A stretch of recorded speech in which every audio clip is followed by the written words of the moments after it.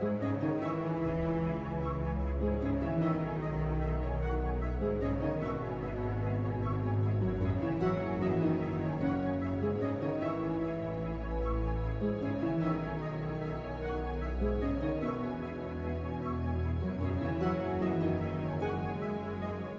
guys, how's it going? My name is Dal, and I have been an Outlaw Rogue enjoyer since the release of Shadowlands for both PvE content as well as PvP. Specifically for PvP, the spec has gotten enhanced in the patch 9.2, sporting a competitive damage output, excellent control, and enhanced survivability. The tier set and double legendary bonuses has only made this spec stronger, with some players finding it highly competitive at the top end PvP content. I thought I should do a cover guide for this spec for the patch 9.2, in case you're looking for a new alt or a potential new main to jump into PvP.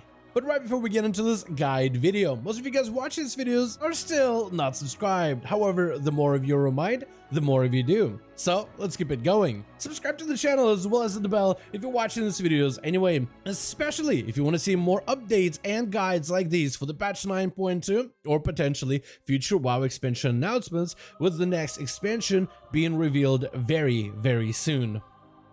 Before we jump into PvP, we need to make sure we are prepared. So let's start off with some of the basics, like talking about the best PvP talents. In the first row of talents, Quick Draw is generally the best choice for strong sustain and burst damage with a pistol shot oriented playstyle. It's very synergetic with the current meta legendary the Outlaw Rogues use in PvP. In the next row, Acrobatic Strikes is the preferred talent for an enhanced reach on your melee abilities. In the next row, Deeper Stratagem is the strongest choice, which will let you maximize the use of your combo points, which you will generate rapidly. Elusiveness is the best talent choice of the next row, with Cheat Death as an alternative if you're expecting big bursts in arena PvP. Blinding Powder is the best choice in the next row for that enhanced control. Then you want to pick up Dreadblades for that burst every 1.5 minutes. This talent can be swapped to Alacrity if you want a more sustained base build, but Dreadblades ends up being the better choice when it comes to focusing on burst. And finally, Blade Rush for both mobility and damage. For PvP talents, Enduring Brawler is a must-have for all kinds of PvP situations. Become tankier and deadlier the longer you stay in combat. Float Like a Butterfly is another great defensive choice, which allows the passive of Restless Blades to further reduce the cooldown of abilities like Evasion and Feint, which means as an Outlaw Rogue you can be a lot more aggressive with the use of your Evasion, which is fantastic against any melee DPS class. Then I'll generally run Dismantle for even more enhanced control. However, against classes I cannot disarm, I'll usually swap it for Maneuverability or Smoke Bomb, but feel free to experiment with other PvP talents. Then we have gear and stats. Versatility is going to be your best secondary stat for the Outlaw Rogue, followed by Haste, Mastery, and then Critical Strike. The Resonator is a new trinket added for the patch 9.2. It's a very powerful trinket for rogues in Season 3, and the damage synergizes well together with the rogue's control and the burst that you bring. The Aegis trinket is another trinket you should pick up for this season. This trinket will protect you from large amounts of burst magic damage. Even though this trinket saw a nerf recently, it's still very highly competitive. Insignia of Alacrity is also another good damage focused trinket for the spec of Outlaw Rogue. This is very basic, but it's a good idea to run a damage trinket together with a CC breaker trinket. I recommend the Medallion trinket unless you play a human, in which case Relentless might suit you better. Next, we have the Outlaw Rogue tier set bonuses, with the 2-piece allowing your Mastery procs to proc a free bonus pistol shot, which does decent damage and generates a bonus combo point. The ability of Evasion will allow you to proc Mastery more often, which can make your Evasion defensive a little bit more of an aggressive play.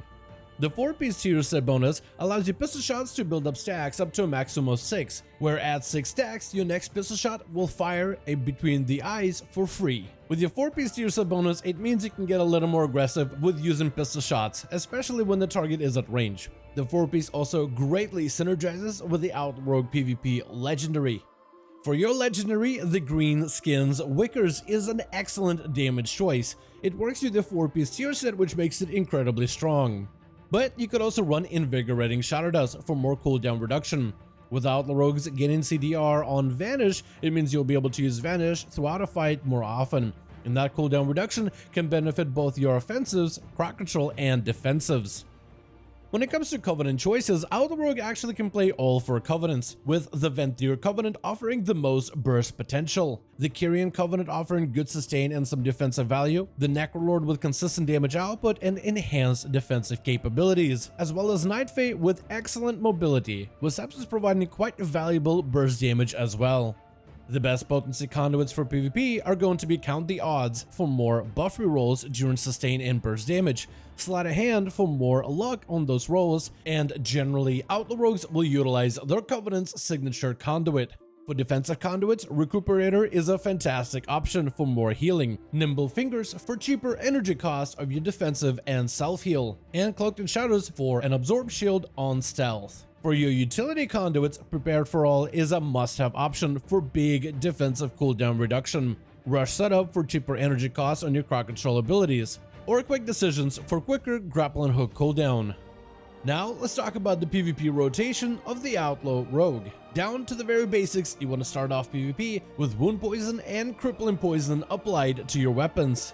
Use Roll the Bones to gain a random variety of different combat enhancements. Some of these buffs deal with cooldown reduction, bonus to crit, bonus to energy regeneration, survivability with leech, broadsides for more comm points and damage, and skull and crossbones for more sinister strike procs and pistol shot procs. Because of the randomness of Roll the Bones, there isn't any way to game this ability, gaining certain buffs inside of your burst or sustained windows.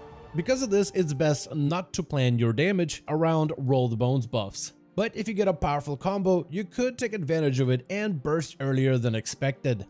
The general playstyle of this spec is to build combo points using Sinister Strikes and Pistol Shot procs. Though, like we mentioned earlier, using pistol shots at range isn't terrible because of our tier set bonus.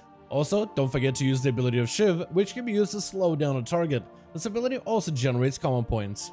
Then there's the ability of Gouge, which will incapacitate your target. This ability also generates a combo point, and the crowd control shares diminishing returns with other incapacitation effects, like Saps, Monk Paralysis, and Polymorph. After you build up combo points, you then want to spend them. So let's talk about your Outlaw Rogue finishers. Slash and Ice is the buff you want to maintain for better sustain damage. This buff is on low priority inside of your burst windows, so try to maintain a Slice and Ice whenever you don't have damaging cooldowns available. Between the Eyes should be used often. This ability will proc your green skin legendary and put a debuff on the target, making you more likely to crit them. Kidney Shot should be used to lock down the target, stunning them in place. And the ability of Dispatch should be used to consume your combo points to unleash your damage.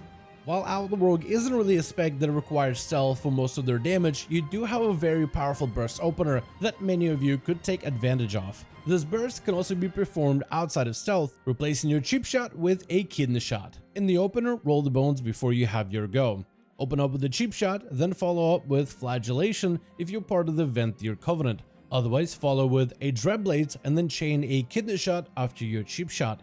Ignore this if you already started with a kidney shot opener. From there on, with Dreadblades, you want to use your builder and spender one after the other. You'll use Sinister Strike to build full combo points with a Between the Eyes to consume it. Afterwards, Pistol Shot or Sinister Strike for a builder and then spender until Dreadblades is over. You will also want to play around the passive of Restless Blades, which allows Outlaw Rogues to get cooldown reduction on certain major abilities whenever you spend combo points on a finisher. With a 4-piece tier set, this cooldown reduction mechanic is greatly enhanced, which gives us a very short cooldown on a handful of abilities like Sprint, Grapple Hook, Blade Rush, Between the Eyes, Adrenaline Rush, and even Vanish, together with Evasion and Feint thrown in the mix, together with Float like a butterfly PvP talent. It's advised to be very aggressive with your cooldown usage, whether in an arena match or in a battleground. That's gonna be everything we have for the Outlaw Rogue PvP guide for the patch 9.2. I want to thank you guys so much for watching this video, and I do hope you guys enjoyed.